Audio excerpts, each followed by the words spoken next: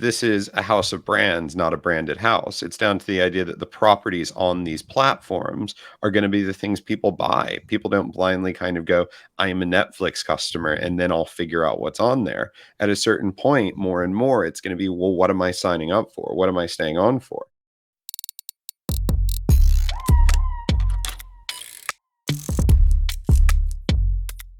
Welcome to Punchy by Rival, where we take the gloves off to share the hard-hitting realities of the challenger marketing world. Each week, we'll break down the buzz and cut through the BS of the top stories and trends to tell you what you really need to know and do differently to grow your brand and career.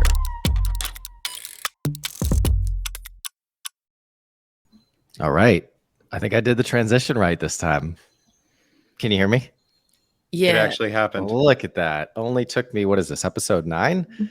Where are we? It really undercuts the smoothness. It undercuts the smoothness of the transition. Yeah, if you call it out. Yeah. It's like you always cool say, guys.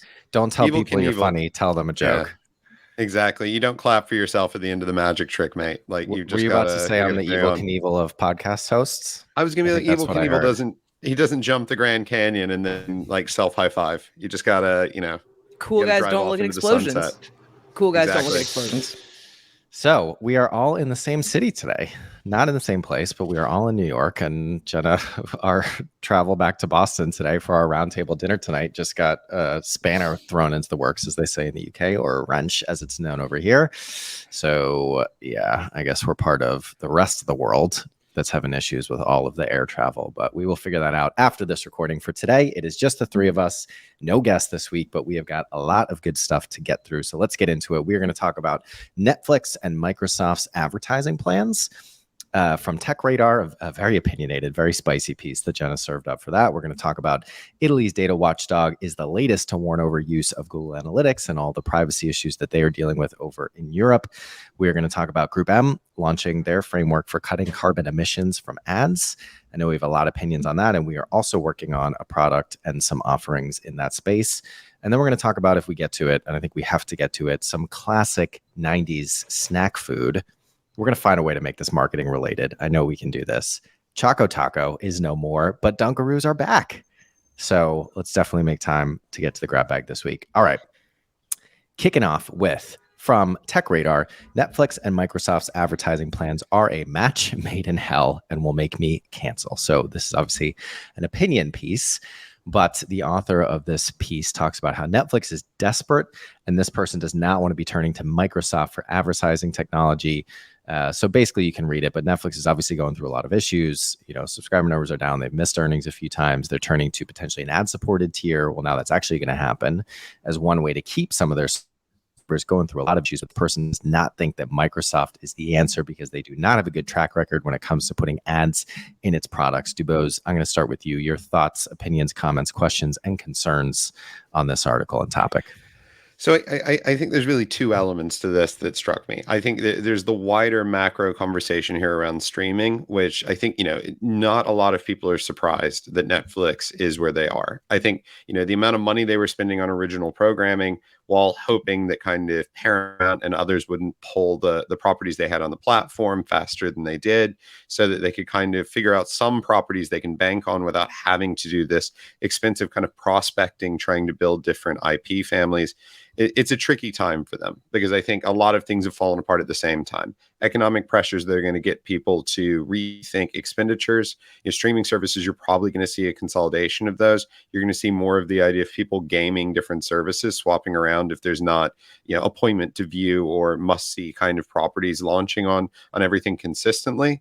And then I think the flip side of that is trying to provide an experience that's valuable and useful enough you can retain people. And I think those two forces at the moment are poised to pull Netflix apart a little bit. I think, as far as the second bit here, the Microsoft bit goes, like, look, I spent my childhood and early professional career as a Microsoft language mostly programmer. And I will be the first person to say the UX really forebodes their view of what they think of users most of the time. And I think as the article references, some of their adventures in, can we do advertising by spying on people with the Connect?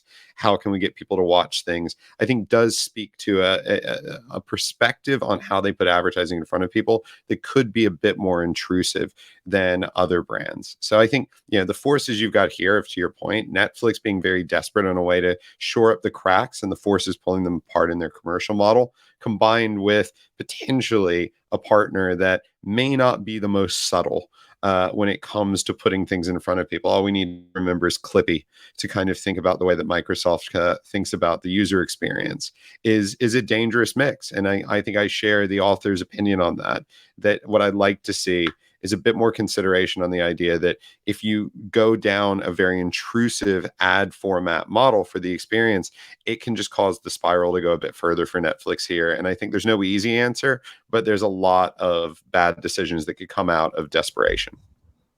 How much do you think that the advertising and brand side of this, because obviously there's the quality, quantity of the content, the user experience, the fact that they're losing a lot of their content now that all these other media companies are spinning up their own subscription channels. But when we talk about Netflix, we don't really talk about the brand and the marketing. And actually, I can't think of any exposure that I've had to Netflix ads, at least none that have been positive. Do you have an opinion on how much marketing or poor marketing has led to the situation that they're in right now commercially? I mean, I think the challenge here for the entire sector is this is a house of brands, not a branded house. It's down to the idea that the properties on these platforms are going to be the things people buy. People don't blindly kind of go, I am a Netflix customer, and then I'll figure out what's on there. At a certain point, more and more, it's going to be, well, what am I signing up for? What am I staying on for? I think it's ironic, as marketers and advertisers, there's been quite a few really good Netflix campaigns over the years, but they've been very good at raising awareness of what's on the platform, not raising awareness of why they create things for the platform. And I think as a sector, there's an open question on if that's a possible position you can sit on, because I think a lot of, you look at Disney, you look at Paramount, these are content producers that have a much larger, wider, and longer heritage than Netflix does when it comes to creating IP that people love. So I think it's a dangerous place for them in a moment, because to your point, you're having to market everything you can offer. And after someone watches that, what am I sticking around for? Bullshit. I call bullshit on both of you. For Eric, you can't remember a good Netflix campaign. Were you not on planet Earth when the most recent season of Stranger Things came out? Come on. I didn't see an ad for that. What was it? You didn't see an ad for that? You were not on the internet at all, like during the course of just all the buzz and conversation around Stranger Things. Maybe it's so good they knew that I wouldn't watch it, so they didn't put a main ad. That must be the answer. What was the campaign? I don't necessarily know what the campaign was, but I don't think that that there's that strictly speaking ad campaigns are like the only marketing they do. But Stranger Things was everywhere, and when we know this, we worked on a streaming platform at some point in time during our careers. That they don't necessarily, of course, that very few of these platforms and competitors advertise like the streaming services themselves. The streaming service is the content, they advertise the content. Netflix advertises the content. And like Paramount, nobody knows why the fuck Paramount makes any of their content. I think Paramount Plus is going to be, they have a huge back catalog, but I have zero idea of what is in the back catalog other than I remember Patrick Stewart from the launch campaign. So I think that there must be a Star Trek. I don't know. I don't know what's on Paramount Star Trek Plus. show. Yeah, I have no idea. But there's a non-Patrick's. There's a Yellowstone, but I think I don't know a human being that's watched Yellowstone. No, Yellowstone is like I do. Yeah, it's like those American candy stores. It's like they exist and people shop in them, but I've never known anyone who actually watched it. Oh, I know people who watched it, but again, that's very anecdotal. But anyways, I think it's interesting though. Because as the space gets more cluttered, right, and people are only going to have so many subscriptions, it wasn't that long ago that like Netflix was the default. It was like, of course you had a Netflix account. Yeah. And now it's a bit more, and like, sure, maybe they are still focused on the show, but I guess in Dubose, I've got you in my head on this. It's like, what do they actually stand for? What's their point of difference? I feel like Disney has one. Paramount, maybe not. Hulu, yes. Disney, one of the most established, famous. every possible superlative in marketing can be applied to the Disney brand. Yeah, it's unfair to stack Netflix up against Disney. No, I don't think so. I think Does Disney Plus Disney have a point of Plus. differentiation? I Yeah, don't. yeah. I think other than They're for being families. It's for families. Yeah, only Right. in the Well, coming So in the what does US. Netflix stand like? What is their, I guess you could also say it's kind of their editorial focus. They don't really have one, but now that the space is so much more cluttered, do they need to try to differentiate a little bit more in the brand? Like, what does the Netflix brand stand for? Because it used to just be streaming, and now it can't just be streaming because there's so much more competition for streaming. Yeah. And I like to get back to the original point of this article. I don't think that this is the right move, but the larger point I think in the article is that like that there's just not other than they seem to have chosen a partner, like I said, that has a track record of intrusive ad experiences, although it does go out on to point out like Hulu's ad experience is fucking terrible. The ad supported Hulu tier is awful. I have no idea like who runs essentially like their ad exchange on that, but like there's clearly like no frequency cap. Yeah, it's terrible. And Hulu does fine with the ad supported tier, right? So I feel like one, frankly, this doesn't really matter. Like Netflix is going to lose subscribers, but I definitely think that it comes down to much more of, as they point out, their cheapest tier is like one device, shitty streaming quality, and like it's just not like, you know, a particularly good experience. But I don't know. I obviously agree with the point in this article because I'm the one who like posted it or whatever. But I do think, like I said, that the idea that like, oh, like, you know, this is like a brand problem. Like Netflix says, Netflix's brand became, oh, we're like, you've made some incredible original content and they've made so much of it and some of it is good. But their approach is like everyone is frustrated that if they watch a Netflix original that it's going to get canceled because the algorithm has decided that it's not the right move. Conveniently, that was just spoofed in an HBO Max show called Barry that everybody should watch. It's really, really good. Anyways. But I think to that point, right? Like you go, I think it's an interesting one. The Disney brand is incredibly strong. I agree. Like I'm bullish on Disney Plus because I think at a certain point, if they get value squeezed, they'll just tie together. You can get a discount on all these other Disney products. No one value squeezes the mouse. No one value squeezes Mickey. The mouse. Like I just see Goofy wandering around with a tire iron being like, no one puts us in a vice.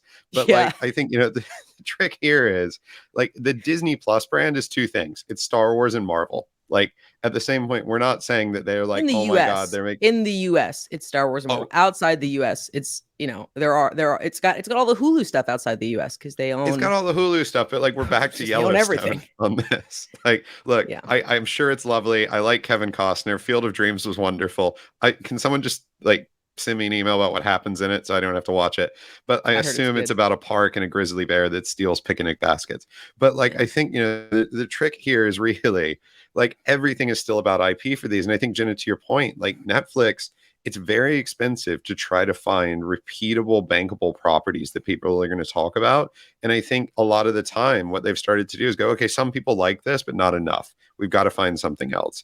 And trying to replicate a Star Wars or a Marvel is a very, very expensive thing. Just ask Sony, just ask everyone else who's trying to chase them. So I think, you know, it's in an interesting place. It's probably where Prime Video was a few years before, where it was going, we need a Game of Thrones. We need something that's going to establish us as a value. But at least Prime Video has the idea that everyone still wants free Prime delivery. Yeah, I just feel like this is like, you know, when we were talking, I was like, oh, I've got Schadenfreude for, oh shit, I forget who it was, not being able to manage creative product, like businesses not being able to manage creative properties. This is exactly what this feels like. Netflix has absolutely had some incredible, notable, distinct original properties like Stranger Things. They had Lillehammer was way back when. They had definitely House of Cards. They had definitely started to build like those type that are not that expensive to produce. I mean, like they're like, you know, they're not Marvel movies, they're not Star Wars. And they leaned too far, I think, into like this algorithmic lowest common denominator, like taste curation, canceled a bunch of really great things. Then they had like the David Lynch show, like Mindhunters. I mean, they've had some incredible properties. They've opted to move away from those things and made, again, I think, a bunch of like boneheaded business decisions. And this Microsoft thing seems like, like I say, it may be a continuation of the line of, ooh, this is not you do not have a strong point of view on like, again, like what your experience or what your identity is, but this just seems like one of those decisions. All right. Would either of you go to an ad-supported Netflix tier? No, never. I canceled my I Netflix, wouldn't either. actually. Yeah. Did you? I Okay, interesting. can't even envision what 720p is like anymore. I remember when I got really excited about it, but like I won't do anything that provides that shit of an experience. I don't care if they pay me to watch the ads. Like if you're going to enjoy content, enjoy it at a resolution that's enjoyable. All right, so it sounds like we are not bullish about this decision in this direction for No. Netflix. No. Moving on. So another article from TechCrunch now. Italy's data watchdog is the latest to warn over use of Google Analytics. So another strike against the use of Google Analytics in Europe. The Italian Data Protection Authority has found a local web publisher's use of the popular analytics tool to be non-compliant with EU data protection rules owing to user data being transferred to the US. Jenna, unpack this for us and talk about what it means for brands in Europe. I don't want to talk about this. I want to talk about how Google yesterday fucking announced that they're delaying the deprecation of cookies until 2024. And I think that that's a bunch of fucking bullshit. And they're never going to do it until the government makes them. And then that's my weird audible insertion that I made into this. Everybody's seen that headline, so we don't necessarily have to include it on this one.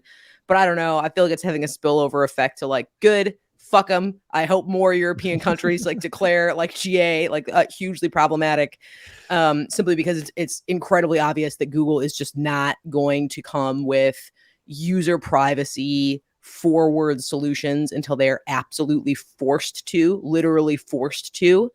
And so I think, one, we can probably expect this trend to continue. And I think it's a matter of time as to when enforcement mechanisms and conversations start coming into play.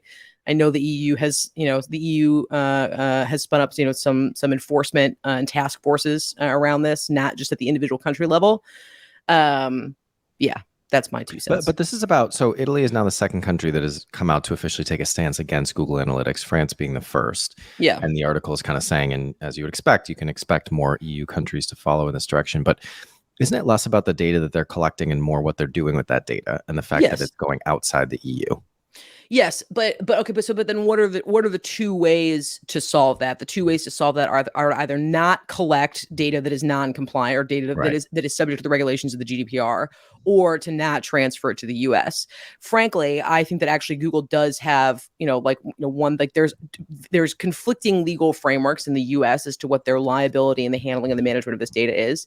And not to stray too far into fringe conspiracy theory territories, I think that the US government absolutely does have requirements for Google that they build certain backdoors into like their software and a couple other things, and that frankly, like the management and the handling of that data in the US is not something that they're going to be particularly eager or really all that willing to give up as a process that they handle, because they think it's not just as simple as, well, we just go park some servers in the EU and then never bring the data over. There's a lot of other non-tinfoil hat reasons why, with Google's infrastructure here in the US, that are going to make that really, really difficult. And so I think that, frankly, they're never going to get out of, the infrastructure or the build around of their US-based company with tons of talent and IP in the US. And I think it's significantly easier or better for them to say, all right, we just need to come up with privacy compliant data collection practices or give it up entirely, rather than ring fence their largest operations globally from their second largest base of operations globally. You know what I mean? So what do brands in the EU need to be doing, thinking about differently, if anything, based on this?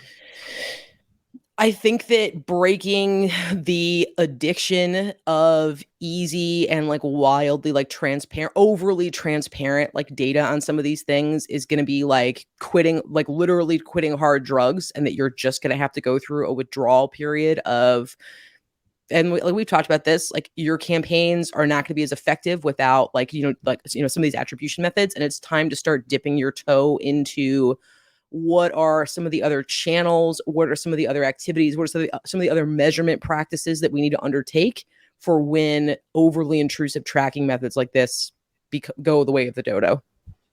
I could have come up with something better there, but dodo. I'm going with dodo. It's going to be the title of the episode. Dubose, what you got to add? I mean, I have a few questions. I think, I don't always understand why it's just tinfoil hats. I think at a certain point we should have different types of tinfoil hats, like a tinfoil It's bowl. aluminum now, isn't it? Aluminum. It's aluminum. Yeah. Yeah. So I said tinfoil, but I think it's aluminum foil. But yeah, I guess it's the same consistency. I think trying to make like a tinfoil trilby is probably going to fall apart pretty quickly. But that feels like the type of hat that would be a tinfoil hat. I guess overall for me, one of the things that strikes me in this is I think it's interesting when we talk about different companies' approach to privacy and which ones are being forced to do it or will be forced to do it, which ones are paying lip service to it, and which ones have actually used it as a bit of a competitive advantage. It was interesting when you think of Apple and how Apple's kind of gone to market with the idea of trying to take privacy to consumers as a additional reason to believe on the property. I think it's intriguing, Jenna, when you were donning your tinfoil bowler, to talk about the backdoors the government has put into how they listen to us. And I think it's interesting because, like one of the things Apple has been famous for is going to the mat with the government on unlocking certain phones, on keeping privacy as a paramount thing, even in the face of being accused of holding back security for countries. And I think, there's an interesting thing there of, is privacy going to be something that people or a brand uses as an advantage at a certain point, or is it something they see as a liability and a force that's going to hurt their business model? And I think, Google seemed like they might have leaned over this way and gone for the, hey, we can turn this into an advantage. But clearly with things like cookieless futures crumbling and things like the way the GA4 and GA kind of legislation is going, it's not going to be the case. They're going to go back over here and try to maintain the status quo and minimize the damage until the government comes in and just forces this to change. For the record, Apple also does not care about your privacy. Yeah. Oh, it doesn't. You're right. But at least it's a brand made a move. coherent story. Yeah. Like a coherent story is what you need here. Apple does not care about your privacy. You're right. It's a great story. Apple gives no fucks. It's great marketing. Remember when Gary used to say that Apple was shit at marketing? They only had good products. They're really good at marketing, right? Oh yeah. Like he's I worked on a competitor for years. Right? Yeah. No, like I worked on a competitor to Apple for years, and it gives me nightmares to think about how much better they were than a lot of other device manufacturers when it comes to like just effortlessly making the right decisions, of being in the right places, building brand in the right way. And when they make a decision to actually tell a story, telling it well instead of like equivocating. Yeah. Whereas I think a lot of people will go, okay, we'll talk about privacy a bit like Google, but if someone pulls back a little bit, we're a very thin story here on the ground. Whereas Apple, look, like they may have no fucks to give in the bag, but at the same point, like they at least make an effort of seeming as if fucks are coming soon. So I think if I had that much cash, yeah. Yeah. He also said that Tim Cook was not a good CEO, and I think he's been proven wrong on that one. So at least from a commercial perspective. All right, let's move on. So last story for today, and then we got to talk about Choco Taco and Dunkaroos. So GroupM launches a framework for cutting carbon emissions from ads. This is from Marketing Dive. So WPP's GroupM on July 19th announced a global carbon measurement framework that it will use to measure and reduce ad-based carbon emissions. According to a press release, the framework seeks to break down the media value chain and define data inputs to measure emissions across the advertising lifecycle for all formats, channels, and markets. Jenna, we've been talking about actually building something similar here at Rival. So would love to start with your take on this.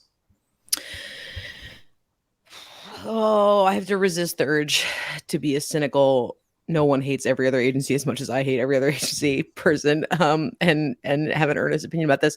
Again, I like, this is clearly one of those set aside all competitive differences. It does not matter if WPP, does not matter who's doing this. It needs to be done. Large adoption by large institutions pushing this narrative is good for all of us. Like, absolutely it is. So that's like that's the first piece. I'm the part that I'm, I guess, like wary, and maybe this isn't just cynicism, this is a legitimate, wariness born out of experience with large holding groups. The largest, I think, the largest contributions to the carbonization of media and supply chains is the usage of like third-party data partners. And again, like, all like kind of the middlemen that go through the supply chain, which also happens to be where reasonably large portions of media agencies make margin, right? Like on the buying and selling of third-party data, whether or not they own it, or again, it's like with data partners that they own or work with or kind of whatever else. And I am not so sure how willing to change that as a revenue stream some of these places are going to be, or if they're going to be willing to change some of their buying and planning practices that default to certain things that are heavier carbon emitters than like other placements. I also think that, in fact, some of the largest media publishers like Google and Facebook, which, command an outsized amount of dollars from agencies like this, do not report on the carbon impact of huge portions of their supply chain and do not yet do these things. And so, I think this is great. I think this is a great idea. But I'm a little wary about how it gets executed, how realistically unbiased the advice that large holding groups can give. And again, if this is going to be large holding groups are also very unwilling to really apply significant amounts of pressure to the Googles and the Facebooks of the world, simply because those power dynamics exist where, Google runs the show. It's Google's world, and all the ad agencies are kind of living in it a little bit. And so I don't know how far this is going to get. It's great. I want to be excited about this. I want this to go well. I really do. Healthily skeptical, I guess. I mean, it could be worse. Like I think, I'm with Jenna on this. Where I'm like, always true. It's better than nothing, and actually, it's much better than nothing. I think the thing for me that strikes it, and Jenna, I think you touched on this, is the point, is there's the best intentions of individual employees and groups of people in an organization, and then there's the systemic change that has to come from organizations at a much wider level, interacting with other organizations and their customers. And I think this is a good first step. And you can tell, like, I think, within GroupM, like I started my career at Mindshare. Like, I think there's been amazing noise, like from people I used to work with, from people who are still there, on things that have fed into stuff like this. And you can tell there are some very passionate, very, very smart people who are attempting to address this issue.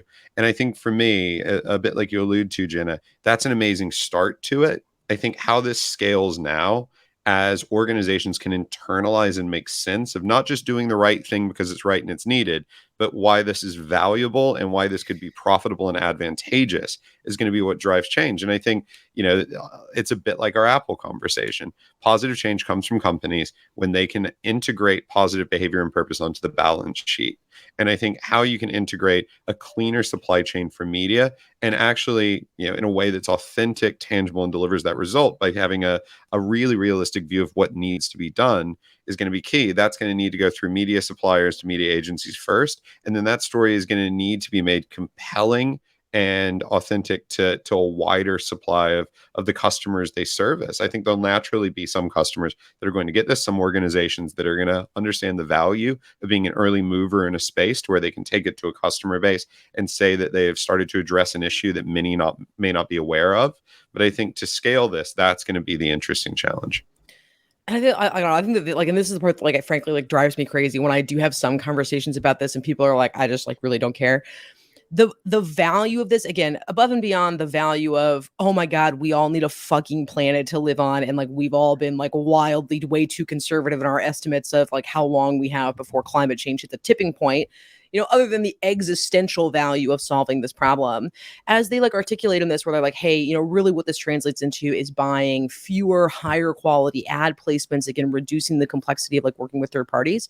From WPP's perspective, or again, like, somebody like, with a background in like ad ops or like paid media or whatever, those are huge value adds. The amount of fucking man hours that would be saved in not having to traffic however many thousands of line items and campaigns with stupid, worthless bullshit third-party data appended to it. Or again, where it's like we're buying like 6 different audiences that are all kind of like weird variations of the same thing, but like we have no idea what the overlap is between all of them. Let's again do a much cleaner, simpler execution. The amount saved in man hours going towards fewer, bigger, better ad placements. Welcome back to the days of negotiated media buys for premium placements. How fucking much would the big networks love that, right? Where it's like, again, like, that's, an opportunity for them to leverage their buying power, again, to reduce the number of man hours that go into servicing campaigns like this. The commercial and economic benefits, again, of like looking at this from a supply chain perspective and making better decisions are not limited to carbon emissions. Operationally, this could be a huge, huge boon, not just for the holding groups, but for any clients or people that like are really looking at this, where it's like you can frankly overhaul all of your paid media, your operations, frankly, a lot of like your analytics and your measurement systems towards simpler, cleaner, higher quality, easier campaigns that are just as effective, and that you can also take into account all the fucking changes that are going on about like data collection and practices and all this other stuff. And people should be using this as an opportunity to reset, again, not just because it's great for the fucking planet that we all have to live on, but because like, great, start from scratch, build it the way that you should build it today. Yeah, I don't know. I wish more people were excited about this. I'm really hyped about But it. I think they will be. I think they will be when you say things like that. The only reason I'm cynical about it is there's a great book called Don't Think About It, Why People Don't Understand Climate Change. And literally it would talk about the irrational beliefs people have around climate change. Like Because actually monkey areas brains are not good at don't perceive complex long-term systemic threats. existential threat. Yeah. Yeah, like if you Shocking. would assume, so they looked at areas where extreme weather conditions have basically damaged and destroyed people's homes. It's driven by climate change. And you would assume belief in climate change and worry about that goes up. Actually, it stays the same, if not declines, because people go, oh, it's just a Monkeys. crazy year for this. So I think, to your point, frame this not as it's the right thing to do. And by the way, it means your grandchildren can live. Frame it as better media means a better planet without having to use a phrase that terrible. And then you're gonna get industry movement on this. Yeah. Monkey brains are good at snakes. Monkey brains are not good at wildly complex, unpredictable systems with We have not as a of society had an existential snake-based threat in thousands of years. thousands of years, because we're good at snakes. Monkey brains are great at snakes. So good at snakes. Anything good at snakes, good at media, terrible at climate change. Terrible climate change. Choco tacos. Choco tacos. So I know that we're over time, but I mean, this absolutely needs to get talked about. So Klondike has confirmed that the Choco Taco has been discontinued. It's been around since 1984. It was never really my thing, I will say. My mom never really let me have junk food. So I think I've had one before. I don't really know. But they didn't really explain why it's going away, did they? No, this seems like a marketing ploy to me, honestly. This seems like so that next summer they can do they can bring it back. Yeah. Well, on the other side, let me get Dubose as our resident all things taco related expert. What say you on the discontinuation of the Choco Taco? I think there are two important things to consider here. First off, it is still a taco, even if it is indeed more choco than other tacos you would assume. I think it is within the taco family, the taco just genus. Like a hot dog is a blackball. We blackballed the taco as a sandwich. There's a tortilla. A tortilla is involved, or at least a faux tortilla, the choco in this case. So there is that. I think I agree with you guys that I think this is a Frosty the Snowman style marketing gimmick where you're like, sorry, children, I have to go away, but I'll be back again one day. And you can kind of go, oh, that's great. And actually, you know what? Pulling a Frosty is not the worst thing ever, because at the end of the day, I think there are certain brands that are kind of zombie brands. I think there's a Japanese economic concept about like zombie companies in Japan when there was an economic downturn that didn't know they were dead yet. And I think there are certain brands that just kind of tick along, and then distribution may fall one day and all it's going to take is one bad thing. And I think every now and then, if you can remind people you're there by taking it away for a bit and survive that, great. It's the Mexican pizza thing, right? It's the McRib. It's the idea that when people can't have something, especially when it's nostalgic, like they start to go for it again. I'm amazed more 80s brands don't do this. I think obviously the more the more Frosties that occur, the more cynicism there is. But yeah, it's a powerful tactic. So speaking of, on the other side of this strategic coin is Dunkaroos. So General Mills is bringing back Dunkaroos, which has been discontinued in the US in 2012. So that's probably how it came about, is they went back and looked at some of the brands that had a bit of nostalgic value, had a place in popular culture at the time, that they were being sold, and decided to bring back Dunkaroos. The one problem that I have with this, though, is that they are trying to position it as a, quote, part of a healthy, nutritious snacking portfolio. I don't know about that. I don't know about that. I think that we have Glass Animals to thank for the return of Dunkaroos, because Glass Animals name checks Dunkaroos in their song Space Ghost Coast to Coast, which the entire song is about 90s nostalgia, and the incredible cartoon show Space Ghost Coast to Coast. Do you know what I did get? I did not get Choco Tacos. I did not get Dunkaroos. I did not get Fruit by the Foot, Fruit Roll Up. Did you get carrot sticks? I got the just classic traditional animal crackers. And those were pretty good. I think they're still around. Muesli of human beings, Eric. You're the muesli of animal healthy, crackers. Delicious. Were you a What is wrong child with in Newsly? 1928? Like, what? What's the We had when was it? newspapers and animal crackers, and it taught me about biology. Now, I You know, I think, got the the first trick to radio in the neighborhood. exactly. I think the thing with Dunkaroos is, and I will point like you can take away things like a Choco Taco and bring it back. You have to do it in an amount of time that where people don't think you've just gone to die in the woods, and you can't reframe it. Like if Choco Taco comes back in a year as a Mexican fusion fine dining option, I don't think it's going to succeed. In the same way that Dunkaroos in no planet whatsoever is anything aside from a B tier snack. So like, Oh, and that you was have fighting words. and No, 10 years is Dunkaroos are a B tier. The frosting was too hard for you to you couldn't even dunk the Dunkaroo. It wasn't a good name. They weren't dunkable in the frosting. You broke their yeah. little heads off. If you called it like Made me Frosty sad. Pools, then it'd be great. But Dunkaroos focuses on an incomplete, terrible action. It's terrible Yeah. UX. The world has moved on since 2012. It's like bringing back the old Apple icons. Well, the new campaign is Smuggleroos. I'm not actually really sure what that means. So You can't just Smuggleroos, put we'll have to ruse look on the that end up. of everything and use that as your strategy. No. Well, don't tell General Mills's chief brand officer. It's a failaroo, is what that is. That is it. Failaroo. It's Hashtag shambleroos. Failaroo. All right, let's wrap it up. Quick rants or raves. I'm going to go first. I am going to rant about how expensive New York is. Oh my God. I've been here for 2 days. It's insane. Inflation. You can't do this Insane. with the person who lives in New York. I know. that And the you person can't. who's moving to New York, but wow, it just blows my mind. It always blew my mind, but now I definitely feel like it's different than it was 9 months ago. Oh yeah, hardcore. I can't get out of the Yeah. grocery store for less than $50 anymore. It's Yeah, terrible. it's crazy. Yeah. Jenna, rant or rave? Rant. Fuck Google. Just kill Cookie. I'm so fucking annoyed by this. I'm so fucking annoyed by this. Just fucking do it. Just fucking do it. Cookies suck. Get the fuck out of here. That's my rant. Fuck off. Not you guys. Google, fuck off. I was going to do shrinkflation, but I'm not going to. Instead, I will say one thing I love, and I love not as a strategy really, and not as a marketing professional. But I saw a campaign this week from Chipotle where they did buy the dip, where they're giving away money to buy cryptocurrency simply because they have guacamole is extra and it's a dip. And I think sometimes, and I will be the first to say this, I want everything to make sense. Sometimes stuff doesn't have to make sense. It's funny. It's got guacamole on it, and at this point, crypto's super cheap. So they waited Don't until you feel like that's one of those campaigns? 250,000. Don't you feel like that's one of those campaigns that's like marketing for marketing? Like it gets advertising people excited, but who gives a shit? Are normal people who gives a shit? and are they going to actually buy more burritos because of it? You know who gives a shit? People who work in finance in Murray Hill and go to Chipotle every day. And at the moment, inflation's hitting their them market hard. is that though? It's a very specific. at I mean, least like the that's 10 block probably radius where their around Murray agency Hill. comes from, and that's probably where their marketing team comes from. But that's kind of my point. That's not their audience, really.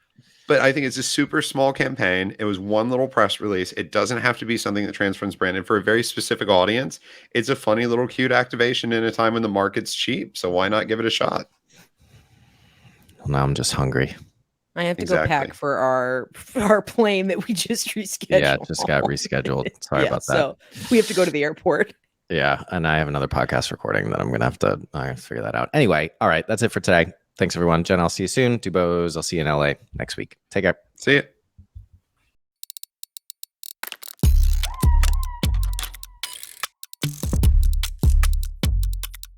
Punchy is a production of Rival. We are a growth consultancy that builds challenger brands, strategies, and capabilities to disrupt categories. If you want to learn more about us, check out wearerival.com. If you want to connect with Jenna, Dubose, or myself, email us at media@wearerival.com or find us on LinkedIn. If you enjoyed today's show, please subscribe, share with anyone you think might enjoy it, and leave us a review. Thanks so much for listening, and see you next week.